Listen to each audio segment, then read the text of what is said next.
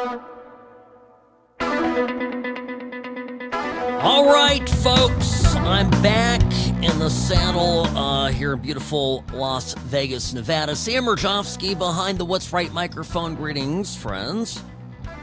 Good to be here. Obviously, besides, of course, the jet lag and heartache from this last week, I have to say something about Charlie Kirk here before we get in to any of the news that is happening. I'll get to all of it, I promise. I want to mention that as I was in the Czech Republic, as I was in Prague, following the assassination, the murder of Charlie Kirk, I was speaking to a lot of Czech people and was surprised by the number of folks that I interacted with that all knew who he was. They had listened, watched to his videos. It followed him on social media. They didn't hang on every word, but they were influenced by him. This is what's incredible. We think of Kirk as being someone who was a influential figure here in the U.S. That's certainly the case, but people were following him all around the world. And I was actually talking to a friend who is in his late 20s. He's a smart guy, and he recently got engaged, is going to get married later, middle of next year, and wants to start a family. And he's telling me, he's explaining how he'd been listening to Charlie Kirk, and it was one of the influences in his life to, instead of having, wasting his 20s, dating up a storming, having fun, to start on, founding a family and building a life of happiness for himself. And this is, when you look at Europe, you look at all of the Western world as we face plummeting birth rates, which is primarily caused by people postponing adulthood. There is this narrative out there that we should just have fun, be free, and enjoy life, and not be committed to a marriage too soon. And then people's, the window passes, and people, get sidetracked with life, and many, much to their dismay in the end, pass on being parents. This is happening at scale. Now, I cover politics here, current events, and occasionally give you my thoughts on this stuff, but I don't get too deep into the weeds of these cultural issues. And I've actually been thinking a lot about it, particularly after this conversation with my friend, because it may very well be Charlie Kirk as a spark of some sort that gets people thinking about getting back to more traditional values. And the fact of the matter is, life is happier and better for people who have. I'm just telling you this. I'm 45 years old. I've traveled around the world, and I've met a lot of people. And my friends, my buddies that are my age, who have never married, have dated prolifically, and had a lot of fun, I'm not going to lie, are on some level are jealous. Well, then many of them wouldn't admit it, but are envious of me. Now, I had Daniel, when our oldest, when we were 27. It was pretty young. We got married at 25, Sherry and I, and it's 20 years. It's been absolutely, I'm not going to lie, very difficult at times. But it's, having kids and having a family there is a plan of happiness, whether you're a religious person or not, that is fulfilled.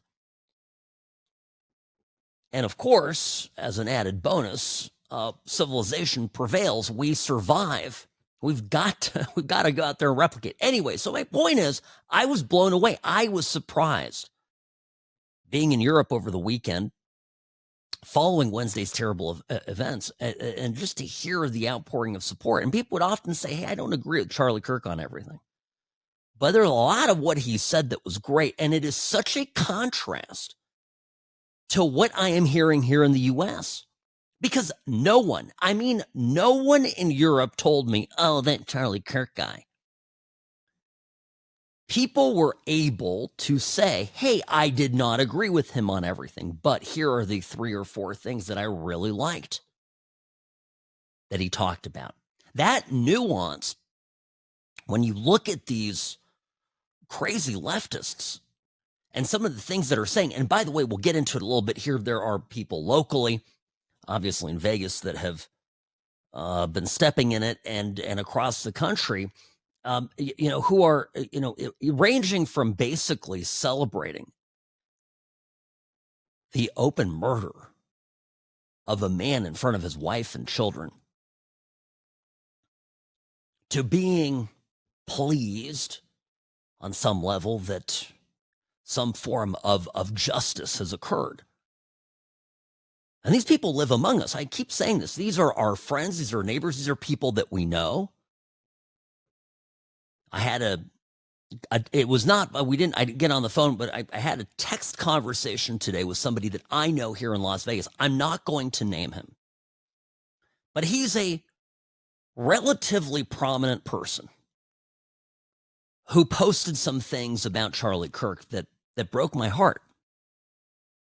Now, you know me, I'm going to call people out on things. I don't just sit by and, let it go, but I call them out, and and you know actually what my text was? I'll tell you, the gist of it was this. I say, you know me. You know I have a conservative radio show. You know that we disagree. You and I have fundamental disagreements. But you also know where my heart is. And you know my wife, you know my children, you know my law partner. Now, imagine this for a minute. I put this all in the text. Imagine this for a minute. One day you wake up to the news that some crazy person has murdered me in cold blood because they didn't like what I said on the radio. And people are going to come out and say terrible things about me that are not true, because that's fundamentally what this is. You have people ranting and raving about what a horrible, odious person Charlie Kirk was. And it's nonsense. Some of it's flat out completely made up, and the rest of it is lacking any context whatsoever. So I wrote this in the text. Imagine this happened. You know who I am, and now somebody comes along. You know how devastated my kids are. You know, maybe you're even devastated because, we're friends. And somebody out there, some person in Vegas that starts to rant about what a bigot I am. And I'm not a bigot. I'm not any of those things. How do you feel about that? And we've had about 20 or so text messages back and forth and agreed to meet. And it comes to a friend. Now, he did not gleefully celebrate Charlie Kirk's death. It wasn't that egregious. The people that are gleefully celebrating, I want nothing to do with. But I want to try, in the spirit of Charlie Kirk, to reach out and to try to bring him and persuade him to see things the right way. Now, I'll give you one of the most common. I hear so many people saying something like, oh, you want empathy, Charlie Kirk, huh? Well, you didn't. You said empathy was bad. And I can't. Well, I want to sit these people down and say, he's talking about the concept of suicidal empathy, where we have so much empathy that we allow invaders to enter our country, our society. They come here and they do us wrong. There's context.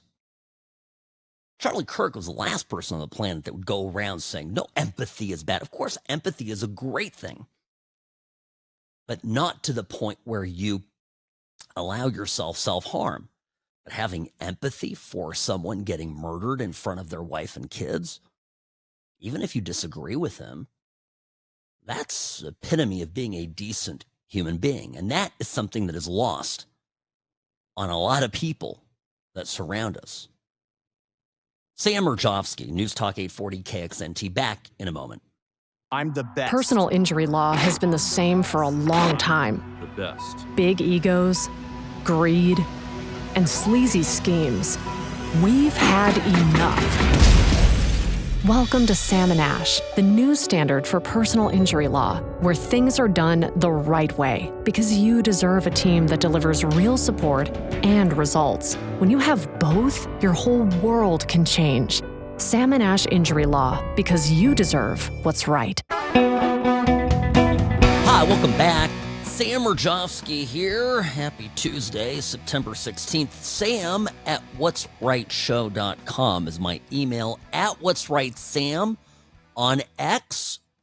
And by the way, I know I was off yesterday and Friday. I do give show updates of when there will not be a show or, various scheduling things. And I put that all up on X. So if you follow me there, you know what's going on.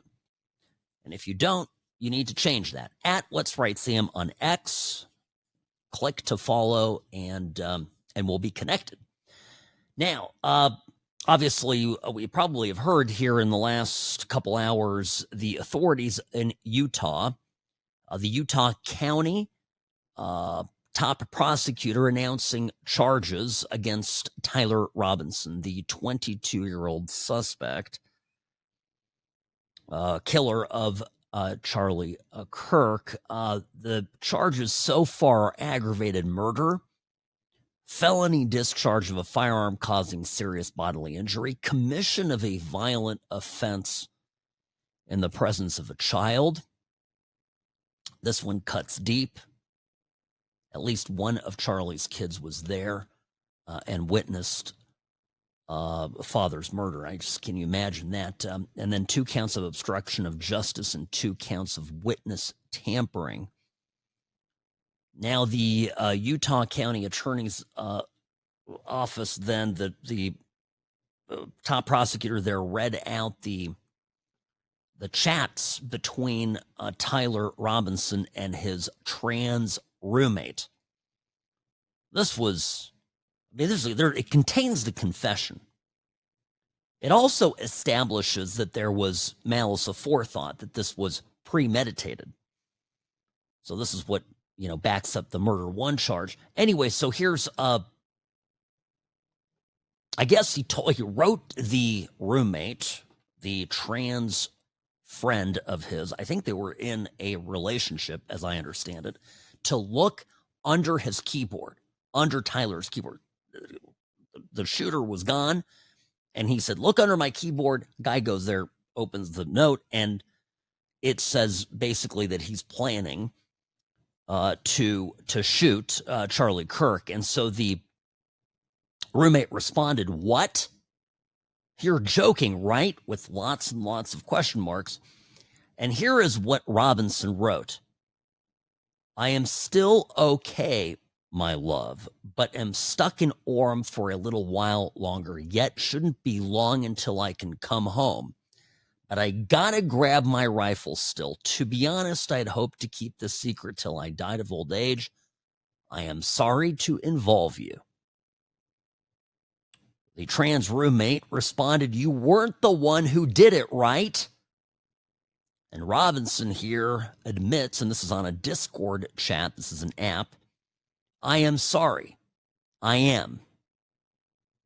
The roommate then says, "Well, I thought they caught the person," and goes, "No, they grabbed some crazy old dude. Then interrogated someone in similar clothing. I'd planned to grab my rifle for my draw point shortly after, but most of that side of town got locked down." So basically talking about how he had left the gun and was hoping to get it quickly, but then there was too much police presence. Roommate asks, "Why?" Robinson says, "Why did I do it? Yeah." And here is what the shooter says. And I quote, "I had enough of his hatred. Some hate can't be negotiated out. If I am able to grab my rifle, unseen. I will have left no evidence. Going to attempt to retrieve it again. Hopefully, they have moved on. I haven't seen anything about them finding it.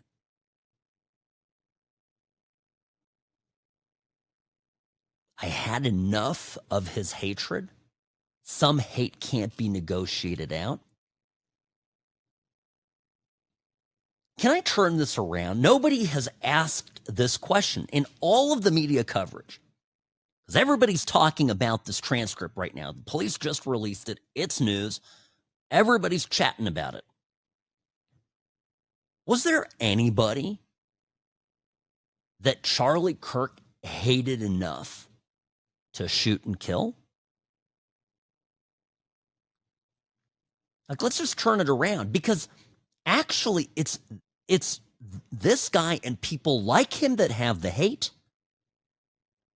They're the ones that have hate that they can't negotiate, that the only thing that they can do with it is to act out on it.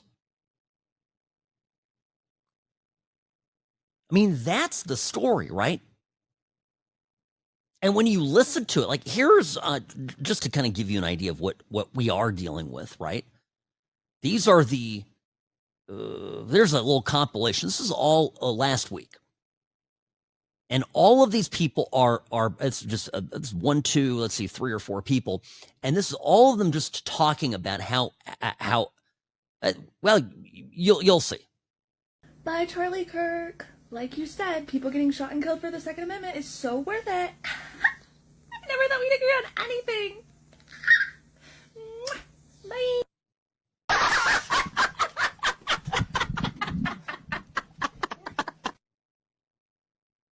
By the sword, die by the sword.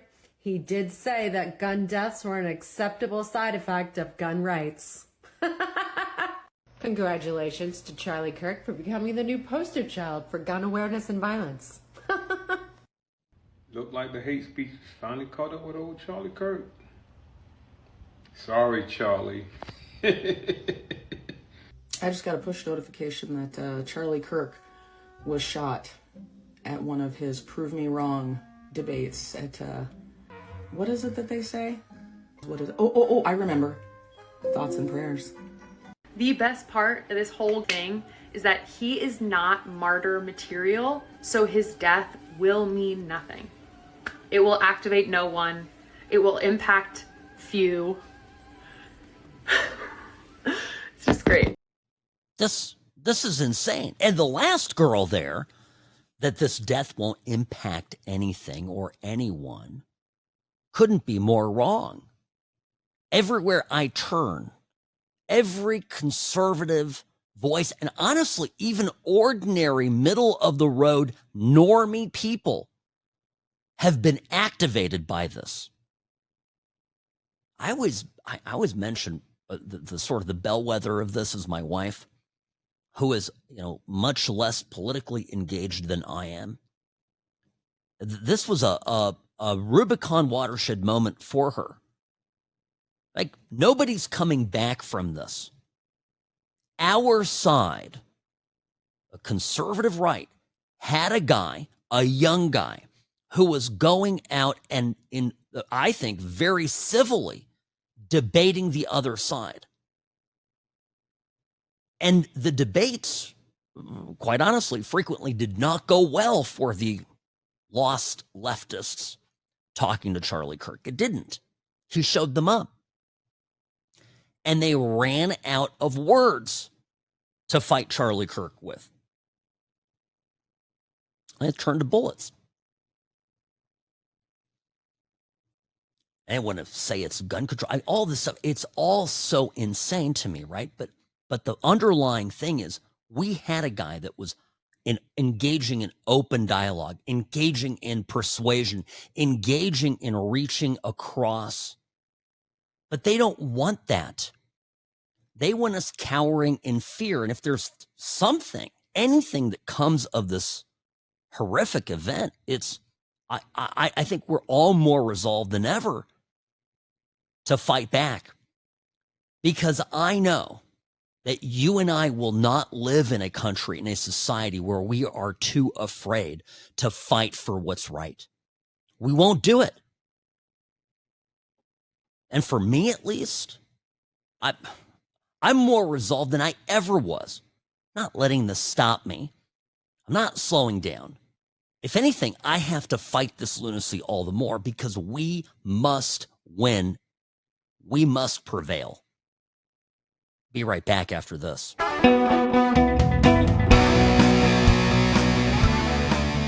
Rarely wrong, always right. Sam Mirejovsky here behind the What's Right microphone. This hour of the program brought to you by Sam & Ash Injury Law. In a crash, call Sam & Ash 702-820-1234. Offices in Nevada and California. All right. Well, let me tell you this. Speaking of kids, I know I was mentioning at the top of the hour, Charlie Kirk's immense influence on many young men, including a guy I talked to all the way in the Czech Republic, to start families, to have kids, to be more traditional, embrace a more traditional life. And I keep having this thought, so I don't want to let it go. I'm thinking now a little bit about the shooter.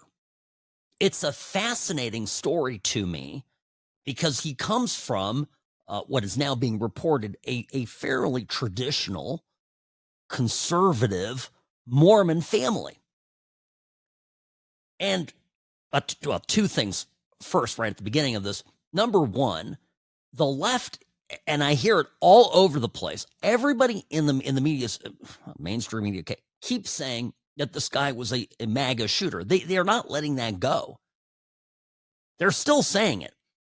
I understand his parents are conservative, no doubt. They are Mormon. He left the church. Well, you call them FOMOs, right? But former Mormons. But he was an inactive member of the church. He turned his back on it. He turned his back on his parents. So the left, all these crazy people saying that this guy was a conservative, it's just not true. And the more we learn about this, the more evident that becomes. But the other part of the story is just what, I'm thinking about this as a parent. I got an 18-year-old, I got a 14-year-old, a 12-year-old. As a parent, how do you prevent this from happening? No, it's a real thing. It's to me, I'll tell you, this kid was allowed. He's 22 now. I don't know what he was doing from 18 to 22. But I saw an interview or a post put out there by somebody who went to high school with him. And they described Tyler Robinson as someone who was terminally online. Like he was always on the internet. It's one of the absolute worst places for kids to spend hours of their day. I think is a foundational concern. I'm pointing this out. The parents let him basically spend hours and hours playing video games and with people online, and then interacting in these chat rooms, going on Reddit. And Mormon church is what, 2 hours now? It used to be 3. You got family home evening. Mormons do a lot of things, great things together as families. It's kind of, a program that you follow. But okay, so the kid, when he's living with his parents, goes to church for a couple hours, goes to family home evening, does some other activities. Let's say we're up to 5 or 6 hours. And then what?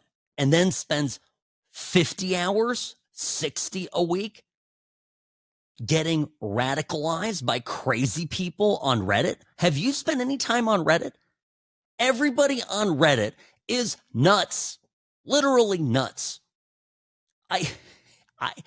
And the stuff is wrong. And even the stuff that isn't political is wrong. They'll go on there to talk about things. I sometimes end up on Reddit stuff for very specific information. And occasionally it's stuff I actually know something already about, and I want to see what people are saying. And they're wrong. It's just all a bunch of nonsense.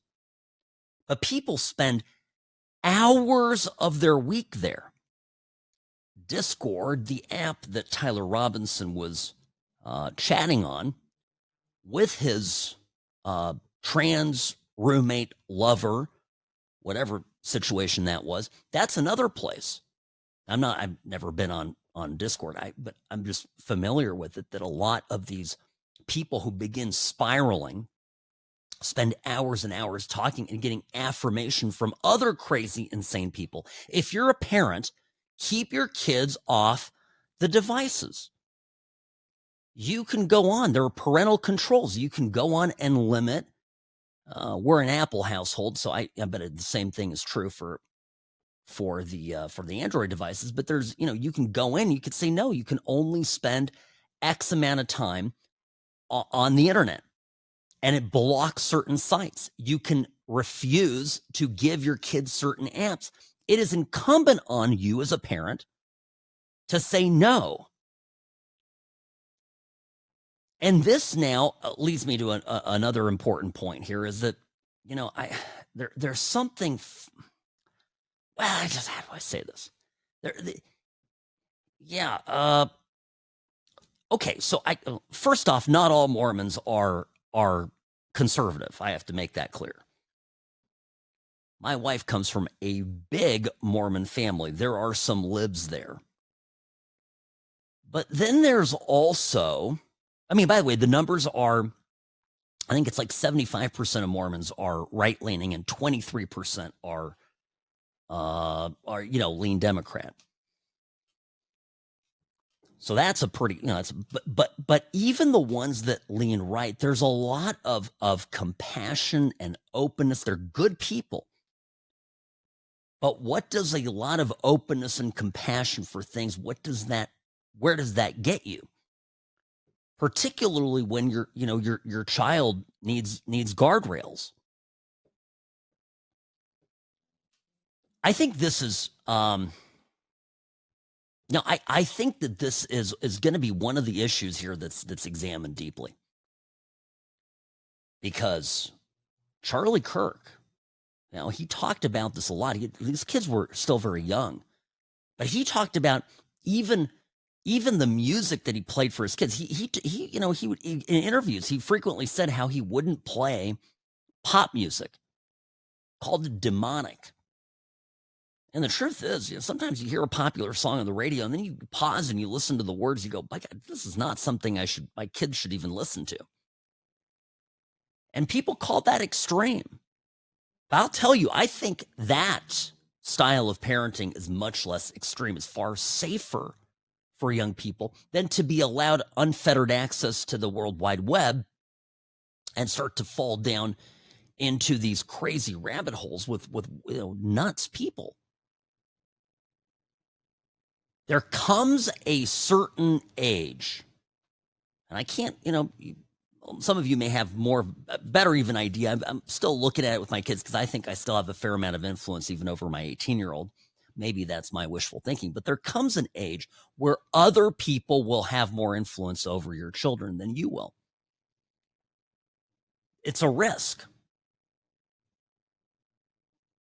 And as a parent, you've got to give your kids a solid foundation when they're in the home, an absolute solid foundation. And these parents, it's a real tragedy. Something went awry. It probably I'm guessing that the mom and dad had no idea even how bad it is online. And so I'm just telling you, you've got younger kids at home, preteens and teens in particular. It's dangerous out there. Look at what they are doing. My wife goes and manually reads her daughter's text messages at night. They're not allowed to take their phones or whatever into their bedrooms. This is not okay. You can actually say no. And it's just a thing that I'm thinking about on this. It's just absolutely could be preventable. And by the way, we as parents are responsible to raise good, productive, honest citizens that don't end up going around killing people. I know it doesn't always work out, but it's tough. We got to do it. All right, let's take a quick break. Sam Mirejovsky here behind the What's Right microphone. As always, email me, sam@whatsrightshow.com. Be back in a moment.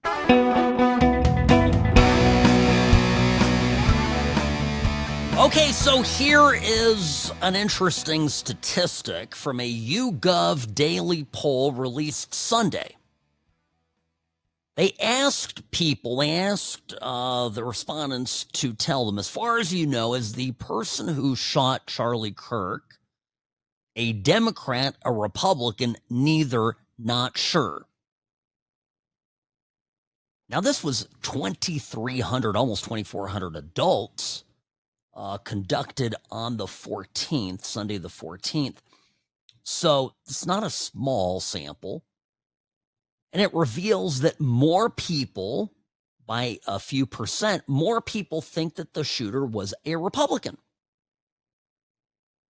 And I always chuckle. I see, turn on the news and mainstream media, but I look at this guy was a MAGA Republican. They keep repeating the lie, and it's classic Stalinism. You just keep repeating the lie until people think it's true. Pure, complete, total propaganda. Remember one of the first things that we found out, that there were inscriptions on the bullets? And they were, they had, there was one that was terrible. Let me just, I'm not going to say, apparently one of the inscriptions on the bullets is a meme for when a man, I have to get through this, Robbie, without gagging. When a man is attracted to a woman who has a suspicious bulge in her pants. So we didn't know exactly what it was at the time. Now we know. It was stuff like that. It was obvious, trans-themed writings on these shells, on the casings. We didn't know if it was, it was being reported in the fog of war, not quite sure what it was. Anyway, he admits to it now in the chats. He goes, oh yeah, I wrote all those things on there. Like the anti-fascist song from Italy, Ciao Bella. That was another one of them, by the way. That one was not trans-themed. But so it turns out it was accurate. He really was putting it on. He was saying, hey, some of the stuff is going to end up on Fox News. I'm gonna laugh out loud when that happens. His motives are very clear, and he talks about his motives in the chat. I think this is a great thing the police released it, because to me it puts this matter to bed. We understand why he did it. Now let's get into the conspiracies for a moment. A lot of people out there, on our side in particularly, are talking about all these possible things that could happen. Now, okay, I'm an attorney. I am conditioned to be skeptical of everything. But I'm also equally the kind of person, I have to be analytical, and I have to work with what I have. I am not a creative writing major. I didn't go to school for creative writing. I don't think of possibilities immense as they would ever. I have to go with what's in front of me. Now, this means I reserve the right to change my mind. As of right now, what I see is a guy that took his grandpa's hunting rifle on the roof, had a $2,000 scope on it, not sure if he paid for that out of his own pocket or not, and shot Charlie Kirk. That's what I see. If new information comes out, I reserve the right to change my mind. But until then, I'm not going to sit around and speculate. And, Megyn Kelly had Tucker on, I think it was yesterday. And she asked him about this. Now, Tucker wisely said, look, I'm going to stay away from it, but I got questions. And he can't help himself. So he starts saying, well, it just seems kind of, Well, could there be other? Of course, the official narrative. I'm always suspicious of the official narrative. And folks, I don't know if this is the time right now or place to get into all of it. I also have this sort of deeply unsettling feeling. And by the way, one of the components of this is Candace Owens. And let's talk about this summit that was put together by Bill Ackman. Have you heard about this? So Candace Owens, my point is I'm a little grossed out by the grifting by some influencers to gin up controversy surrounding Charlie's death and turn it into clicks. It bothers me just fundamentally as a human being, okay? So one of these controversies is, in case you've missed it, is Candace Owens out there talking about how that Bill Ackman, who was a conservative billionaire out of New York, he's somebody who has largely supported Trump, that he staged an intervention with Charlie Kirk and tried to blackmail him into supporting Israel. Now, this came out in Candace Owens' podcast a couple days ago. Now, Bill Ackman, came out against this and said, none of this happened. A number of prominent people have come forward to talk about this. For example, Andrew Colvett, who is here actually from Nevada, and he goes, listen, he was at the event. He asked his staff was traveling with Charlie to find out what's true and what's not. His team was with him 100% of the time. When he wasn't in his hotel room. Here's what they told me, quote, Bill never yelled at Charlie, never pressed him on Bibi Netanyahu, never gave him a list of Charlie's offenses against Israel. There was just none of that. Charlie Kirk's pastor spoke out about this too. Wrote, quote, Charlie Kirk was my friend. I was his pastor. I want to simply say this regarding Candace Owens. Charlie Kirk was a friend to Candace and never publicly spoke poorly of her, though he disagreed with her. He never operated nor entertained gossip or innuendo concerning Candace. My only comment I offer regarding Candace is this. I only wish at this tragic time of mourning she would be the friend to Charlie that he was to her. He, meaning Charlie Kirk, would never have treated Candace or her family in such a way had, God forbid, this tragedy been hers. He cites Proverbs saying a friend loves at all times. So there's a real pushback to this. So one of the unfortunate things in this, and everybody's so competitive with him, wants to get a piece of this, and it's heartbreaking. Because I think I expect more from our side. Now, as far as Candace Owens is concerned, I've always thought, I think she's a bit of a nut. And, of course, she's famous for pushing the entire First Lady of France being a trans woman thing, which I just don't believe. I think it's just not true. And so I think there are things that Candace Owens pushes that maybe she's convinced in her head is 100% true. It certainly is sensational. It certainly gets people to watch. It's entertaining. But is it divorced from reality? Yeah, big time. So I'm just, that's my 10 cents on that. Now, huge other component here that we need to get into is hate speech. Now, Pam Bondi, in my view, yesterday stepped in it big time. And I think we have to have a conversation about freedom of speech here because it's important. There are things I want to see happen, and I believe will happen if you listen to key people in the Trump administration, like the Vice President, J.D. Vance, who filled in the other day, by the way, for Charlie Kirk on the Charlie Kirk show, and that was wonderful. He did a great job. But also Stephen Miller. When you listen to people inside the administration, there is going to be action against Antifa. I believe it.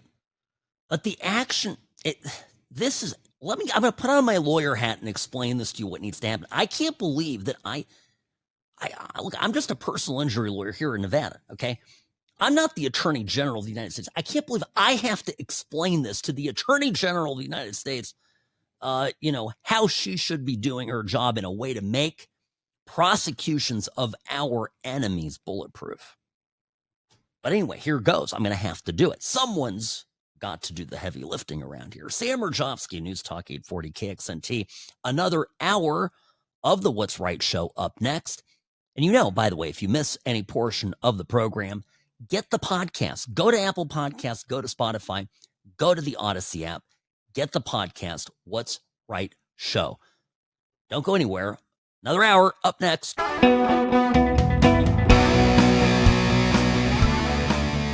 Making radio great again. Sam Mirejovsky, News Talk 840 KXNT. The What's Right show is on like Donkey Kong. Happy Tuesday. Feels like Monday for me. I was on the road yesterday. By the way, I almost didn't make it today, Robbie. But I noticed I didn't text you. I didn't panic. I didn't start immediately texting about today. Well, I was leaving Prague. I was flying to Amsterdam. Amsterdam has a great connection, KLM, to Las Vegas. I had a 1 hour window, which is plenty of time. Amsterdam's an easy airport.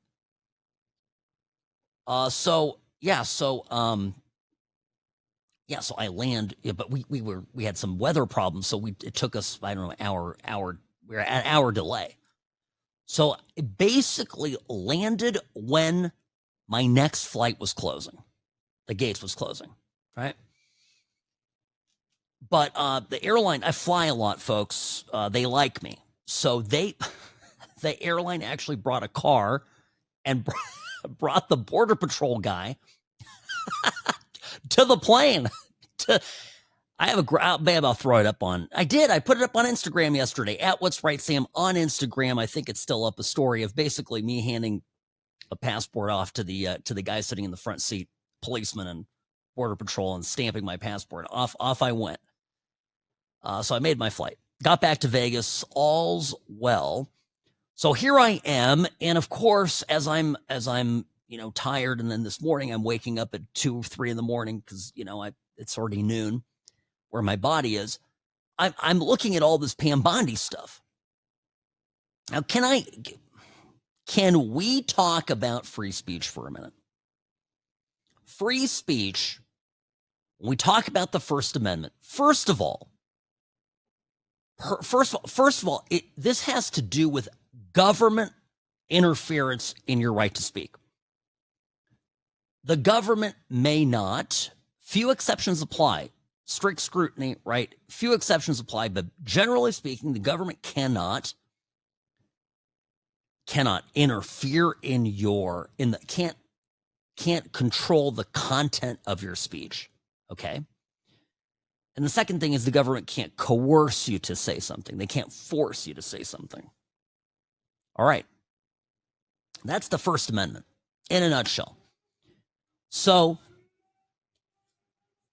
there's a lot of talk right now about hate speech. Now, Pam Bondi said, well, okay, we're going to have to do something about hate speech. I understand. There is no one more incensed by these gleeful, horrible people out there celebrating the murder of a human being. I'm appalled. I have no words. But do I want the government deciding what is hate speech and what isn't hate speech? And the short answer is I don't, because I know what will happen if and when a guy like, again, I say when, if a guy like, well, I don't know, maybe we have that guy in California. I know, well, either governor of California, governor of Illinois, governor of New York, all these pretenders, all these crazy liberal left-wing politicians, imagine they become president and they start to push the definition of hate speech so far that basically conservatives won't be able to say anything. So I don't generally like this. Now, our problem here is political violence. That the government has a right to regulate. Isn't it funny that the left is screaming right now about hate speech? Charlie Kirk had hate speech, hate speech, hate speech, hate. But they're the ones that are celebrating his death, are supporting a guy shooting him. We've got Luigi Mangione.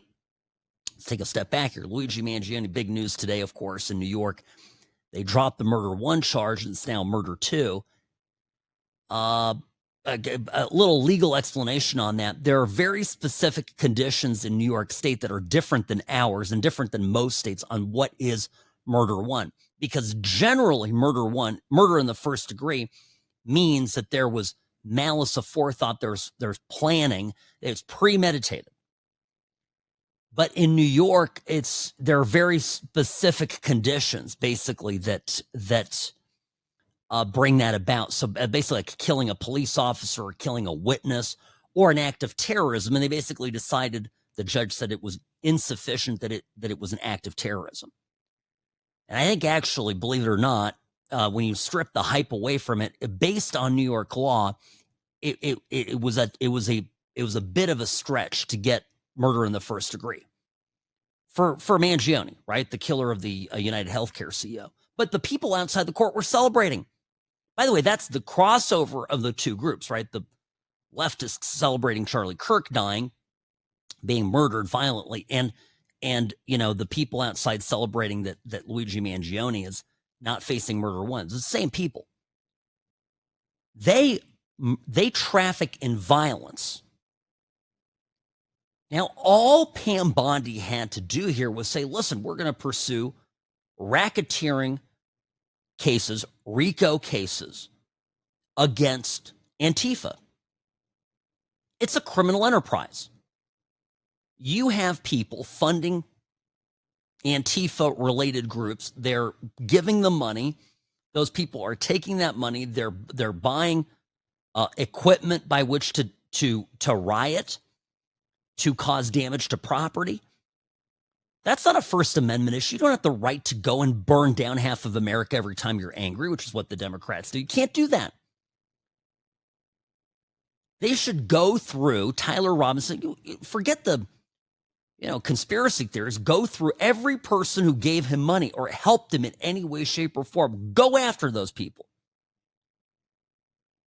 But his speech, anybody's speech, not a great move. Here's Pam Bondi. This was the interview I'm talking about, where it all kind of went sideways on her. This was yesterday on the Kate Miller podcast. And to me, this is very lightweight legal thinking, to be honest. There's free speech and then there's hate speech. And there is no place, especially now, especially after what happened to Charlie, in our society. Do you see more law enforcement going after these groups who are using hate speech and putting cuffs on people, so we show them that some action is better than no action? We will absolutely target you, go after you, if you are targeting anyone with hate speech, anything. And that's across the aisle. Huh? Wait. Look, I'm a lot of things. I understand I can be a controversial sometimes, but I'm consistent, folks. I've always said, that my biggest problem with the left has been that they want to criminalize speech, and they've gone about it by saying that when you say something that hurts somebody's feelings, it's tantamount to an assault. And I've said that that's a bridge too far. I've said it's legally flawed. It's unconstitutional. It doesn't work. And we should go back to the rules of the playground.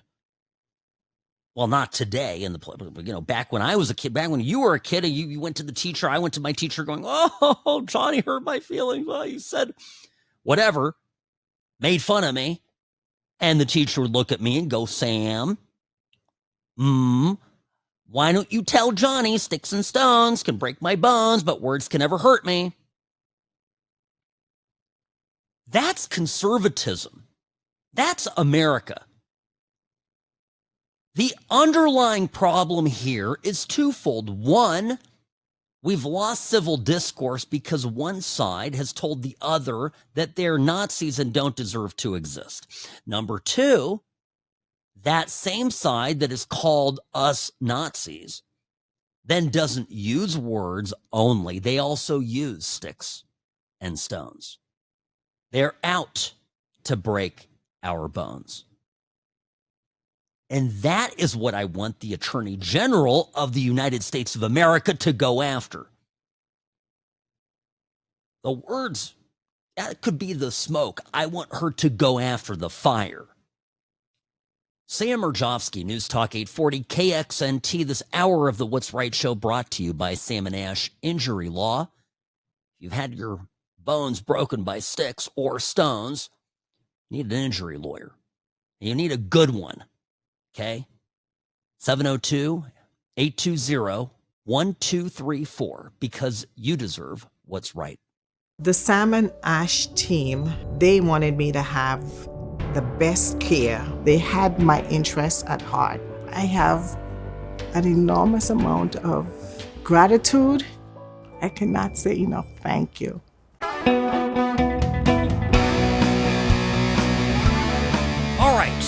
All right. So Pam Bondi steps in it here with this hate speech podcast yesterday.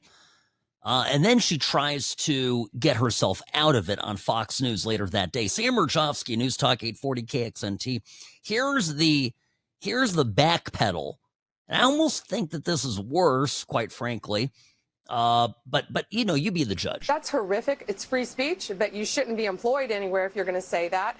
And employers, you have an obligation to get rid of people. You need to look at people who are saying horrible things, and they shouldn't be working with you. Businesses cannot discriminate. If you want to go in and print posters with Charlie's pictures on them for a vigil, you have to let them do that.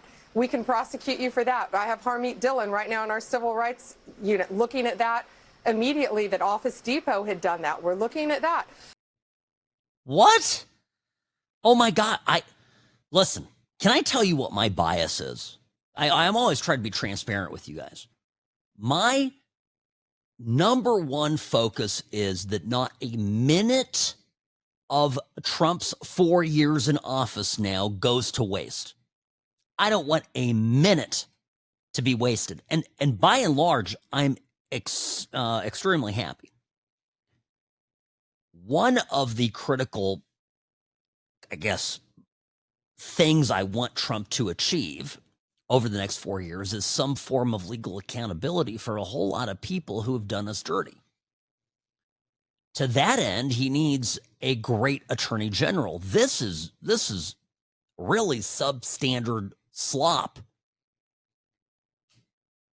Free speech, that you shouldn't be employed anywhere if you're going to say that. All employers, you have an obligation to get rid of people.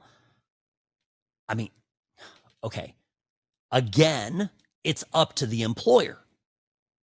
Again, you don't have free speech rights, at work. If you work at a private company, your employer can get rid of you. Your politics is not protected speech. And so that's fine. I think maybe that's what she's trying to say is like, look, I mean, obviously government can't go arrest you for being, an odious person and celebrating the death of a father in front of his children. But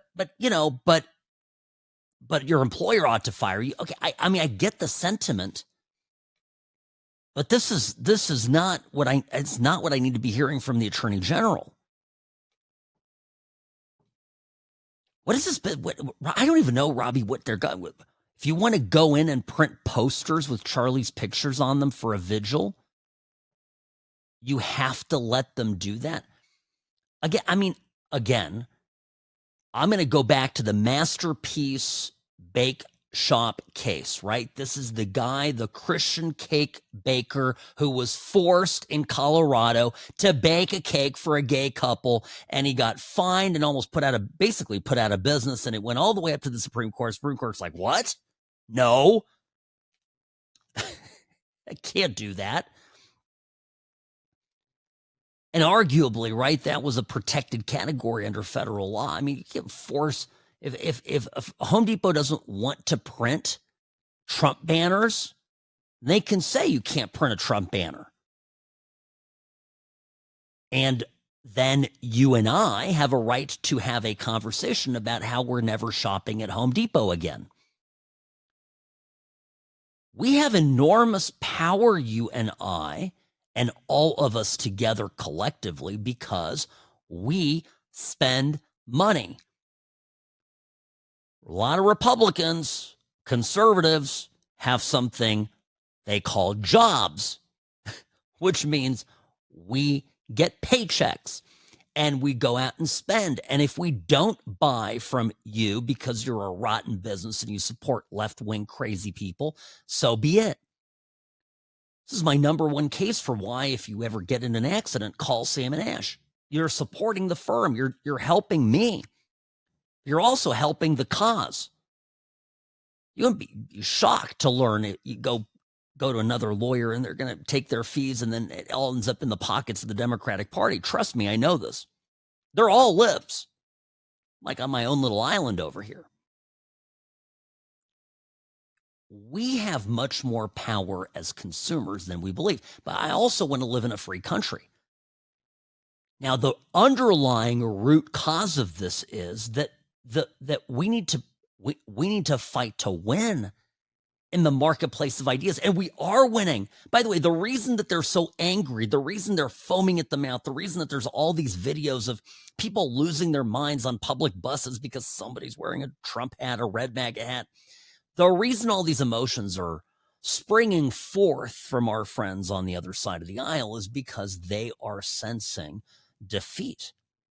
They're in the throes of irreversible loss. But now's not the time to back down. Don't be cruel. Don't be mean. Don't be unkind. But in the same time also, don't give an inch. I got into it today with this, with this friend about this. Well, my sister is, my cousin is trans or whatever it is. And I'm going, well, so I think this is like the gay rights movement was in the 60s. And I go, what? I literally wrote him. I said, you know what the trans movement is a gay genocide. They're taking gay boys, okay, at 12 and 13 and giving them puberty blockers and then mutilating them. That's what's happening. And by the way, I first learned to look at that, by the way, from talking to my gay friends. They're the ones who are apoplectic about the trans movement. And it's actually the, I guess, normie allies of the trans crazies out there, the libs that are, I'm so compassionate, I understand. Actually, you're aiding and abetting a genocide of gay boys. It's a huge problem. So now's not the time to back down. I got to hold firm. We've got to protect the kids. We can't let terrible things continue to happen, because for too long we were too nice. And did it help us? Did it protect us? No, it didn't. Now I'm getting this is real time. This is how it works. I get my email. And by the way, yes, I got a listener. I don't know what your name is. You meant to say Office Depot. I did. I said Home Depot. I meant Office Depot. You are correct, sir. Thank you for the correction. This is, by the way, why you need to email me, because producer Robbie didn't even notice that. Normally, he's the one always yelling into my ear here when I make a glaring mistake. Sam@whatsrightshow.com is my email. That's where you reach me. By the way, got another email here from a listener, Bruce. Sam, how do you feel about the parents' involvement in this case? Tyler Robinson's parents, do you think they'll be forced to testify Yes, they will be testifying. Absolutely. Do you think they will help or hurt the case? Well, Bruce, I help or hurt the case from the side of the prosecution. Well, I think it depends. I think the more interesting part, it's maybe a little too early to tell. The more interesting part of this, it'll be interesting to me if the parents had any inkling about any of this. Because somebody somewhere mentioned that there was a heated conversation about Charlie Kirk at a family dinner, a family function. Family members got together. Charlie Kirk came up, and apparently Tyler Robinson was apoplectic. I'd be very curious what the substance of that conversation was. Did he say he was going to do something? Did people take notice of that? So those are questions that will have to get answered. All right, don't go anywhere. More of the What's Right show up next.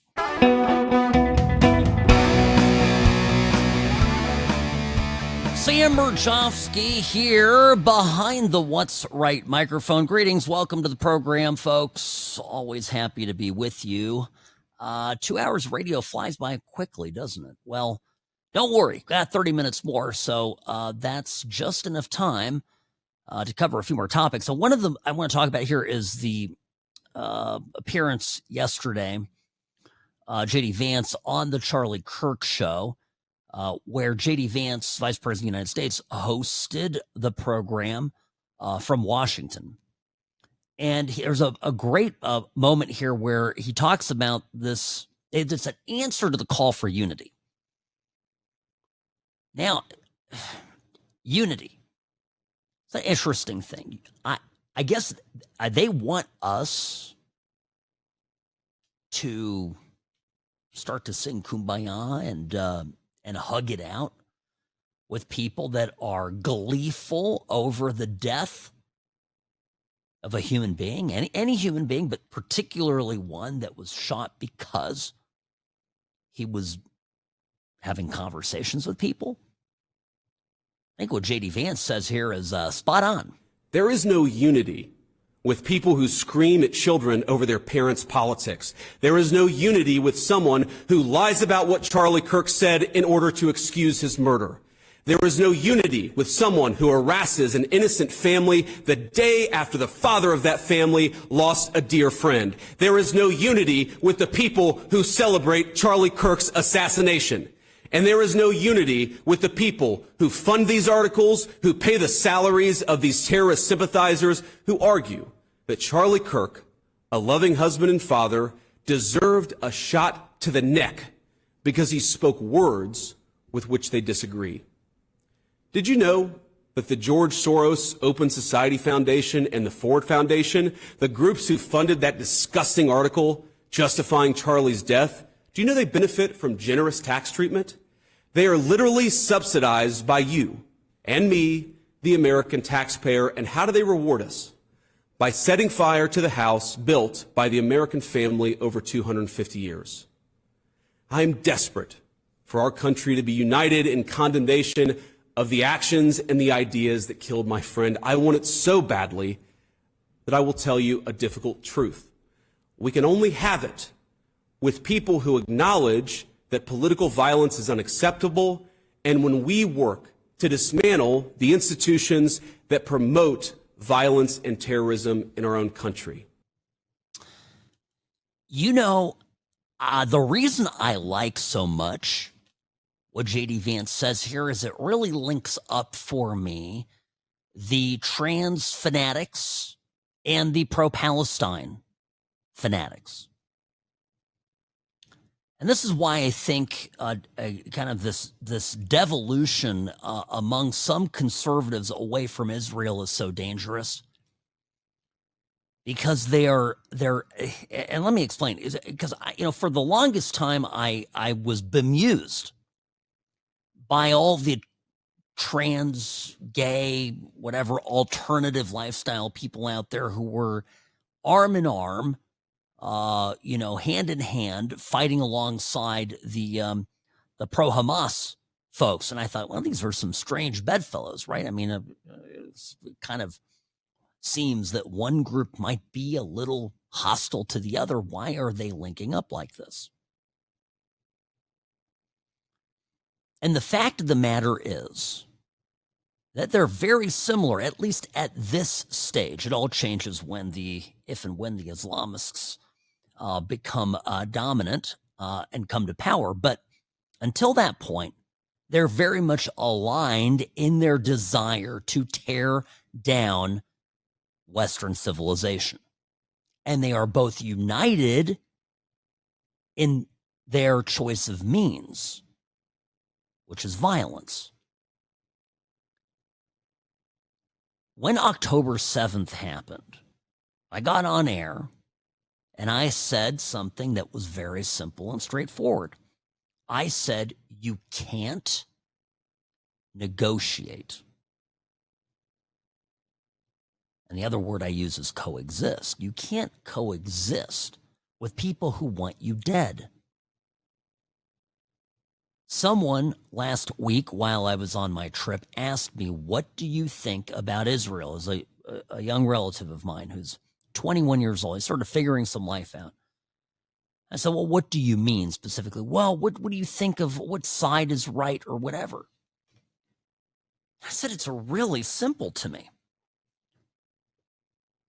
On October 7th, following a long period when it was the policy of Israel to do everything to attain peace, 1,000-odd people, militants, invaded small towns and villages and went door to door brutally murdering civilians.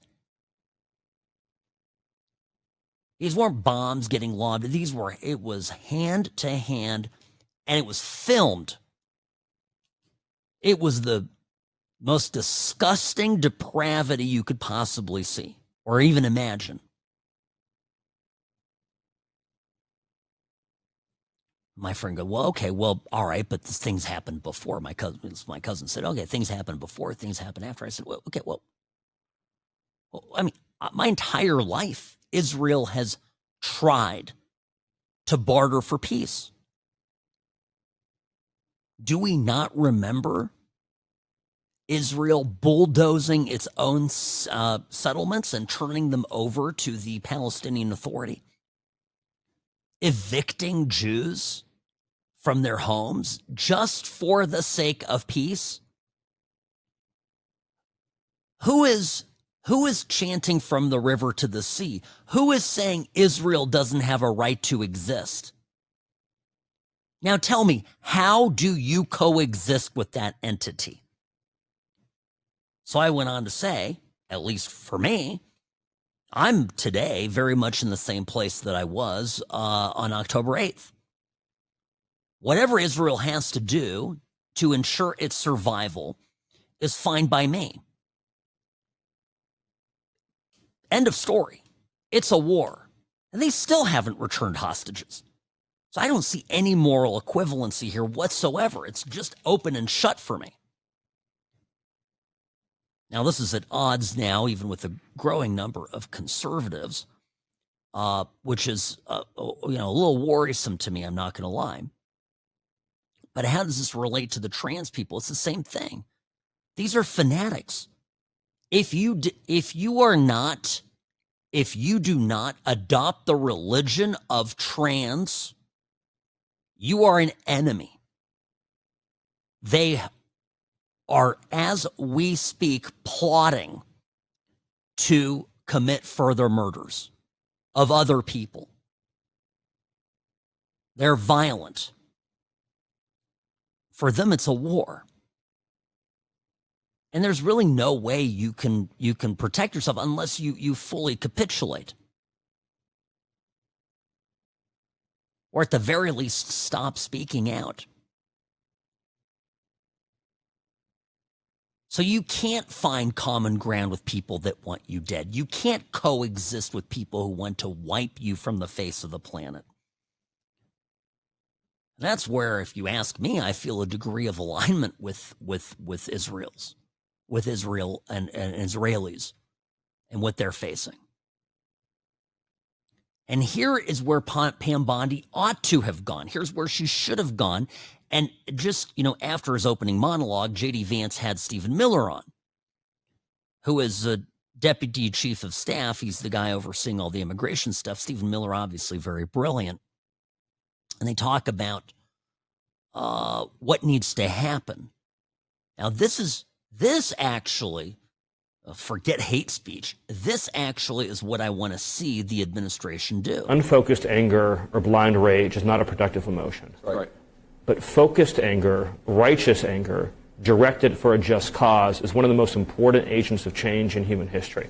Charlie showed that. Amen. And we are going to channel all of the anger that we have over the organized campaign that led to this assassination to uproot and dismantle these terrorist networks. So let me explain a little bit what that means. So, You've got 30 seconds, so be quick, Stephen. The organized doxing campaigns, the organized riots, the organized street violence, the organized campaigns of dehumanization, vilification, posting people's addresses, combining that with messaging that's designed to trigger and incite violence, and the actual organized cells that carry out and facilitate the violence, it is a vast domestic terror movement. And with God as my witness, we are going to use every resource we have at the Department of Justice, Homeland Security, and throughout this government to identify, disrupt, dismantle, and destroy these networks and make America safe again for the American people. It will happen, and we will do it in Charlie's name. Now, this is right. Go after the organized criminal networks that are doing this. If people are plotting acts of terror, that obviously is actionable. If they're inciting imminent violence, that's actionable. Going online, as revolting and as awful as it may be, and saying horrible things about Charlie Kirk, lies even about Charlie Kirk, I'm sorry, as protected speech. And it pains me to say it. It's a hill I die on. Okay. But the key here is going after the organizations that are doing this. And it's something very specific. I'll tell you, whether it's as simple as a handful of people helping him buy the rifle, get the rifle, buy the ammunition, giving him money for this, anyone with any advance notice, anybody who provided any material support, every person who touched this needs to be prosecuted, arrested and prosecuted.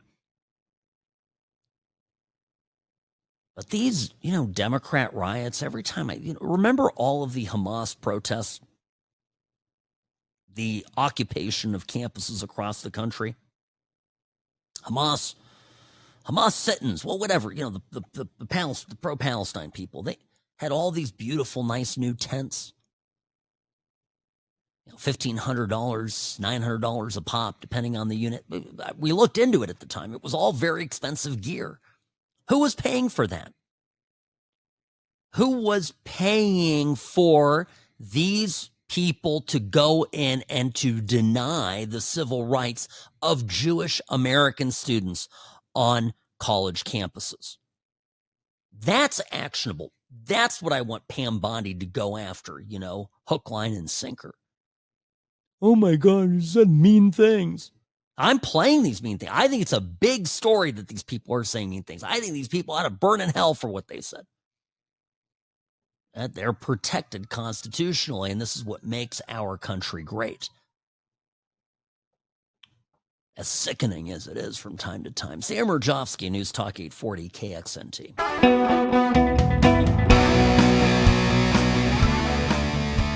More bad news for Candace Owens here, Robbie, I'm afraid. I know I keep bringing this up. This just bothers me so much. Sam Mirejovsky, News Talk 840 KXNT. This is from Seth Dillon, Babylon Bee guy, very smart guy. And apparently he was there at the Hamptons thing too. Just put out a tweet here about an hour ago. I'm just seeing it now. But anyway, he talks about all the stuff, basically about completely refuting Candace Owens' representation that somehow Charlie Kirk was pressured by Bill Ackman or anybody to, or berated or when influenced in any way to change his position on Israel. And Seth Dillon writes this, and this is exactly what I said when I first addressed this last hour. Quote, I'm sick with grief over the loss of my friend. And that sadness is compounded by the fact that instead of honoring Charlie and his legacy, his name is being exploited to generate controversy, confusion, and conspiracies. My heart breaks for everyone involved whose integrity and affection for Charlie are being called into question. I don't know. I don't think I can add anything to that. It's exactly how I feel. I wasn't there, but enough people that I respect, I know, were, and I definitely think she's way off base and just making stuff up. It's just some people are drawn to this, though.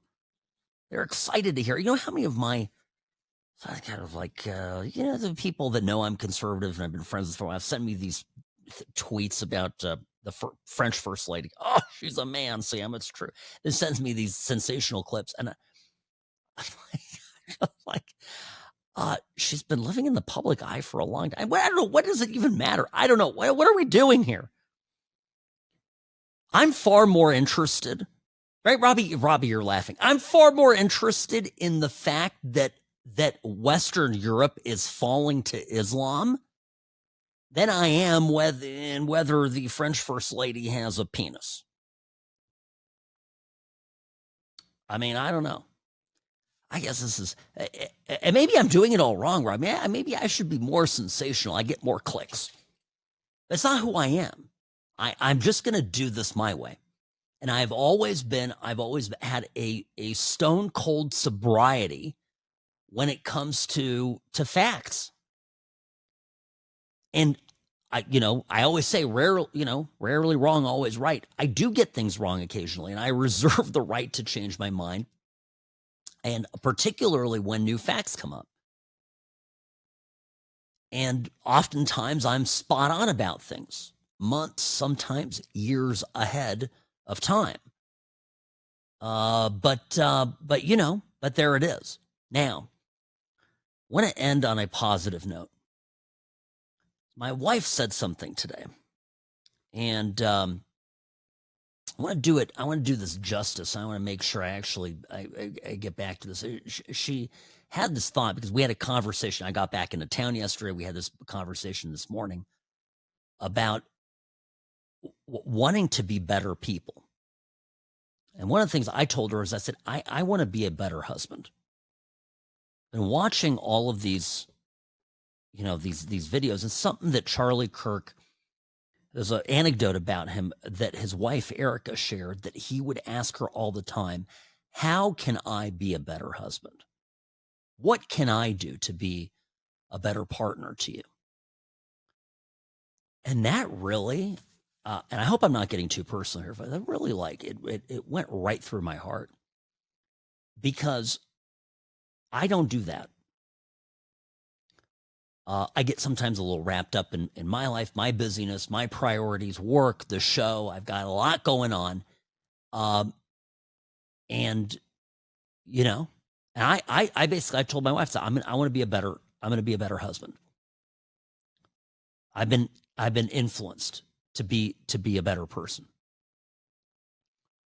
So we were talking about all this, and then she texted me a little bit later in the day, and she said something great that I love. She goes, a new slogan or motto for life: live like Charlie. And I'm going to try to do this without crying. So that's it. Live like Charlie. I don't care how many horrible people out there slander him and tell lies and live in their dark fantasy, twisted, mad, angry, violent fantasy world. We are going to live like Charlie.